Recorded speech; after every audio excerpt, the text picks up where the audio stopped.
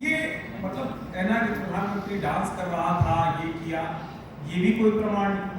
क्या पूरी हवाई राजनीति होगी? और जब हवाई राजनीति होगी तो कांग्रेस के लिए सोचने की बात है कि 10 साल से अगर वही कहते हुए भारतीय जनता पार्टी जनता का विश्वास जीत ले रही है, तो ये कांग्रेस के लिए चिंता की बात है, उनकी रणनीति का आरोप नहीं होता। जो आपने प्रश्न पूछा, देश के लोगों को सोचना चाहिए, इतना समय 28 फरवरी से युद्ध शुरू होने के बाद भारत अकेला देश है जहां कोई बहुत बड़ा महंगाई का आपके ऊपर बोझ नहीं पड़ा। दुनिया के 40 देशों ने राशनिंग से लेकर क्यूआर कोड से लेकर फोर्स वीकली ऑफ से लेकर जाने क्या क्या कर दिया। भारत सरकार की ये उम्मीद थी और ये लग रहा था कि युद्ध समाप्त हो जाएगा, स्टेट ऑफ गवर्नमेंट खुल जाएगा।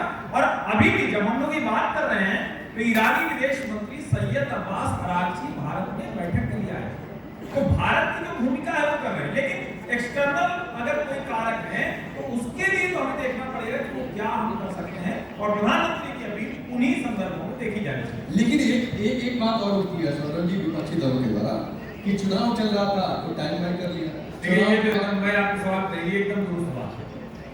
भारतीय जनता पार्टी को लगा कि चुनाव के बीच में करेंगे तो उसका परिणाम कुछ और होगा, ये एकदम दुरुस्त बात है। विपक्ष का आरोप कतई गलत नहीं है, चाहे तो भारतीय जनता पार्टी के लोग इस पे कहें, लेकिन ये सच है। लेकिन उसके आगे की बात जो ज्यादा जरूरी है, क्या राज्यों के चुनाव परिणाम बदलने से एक्सटर्नल अफेयर्स में या जो गैस की पॉलिसी एनर्जी पॉलिसी को चेंज हो सकता है?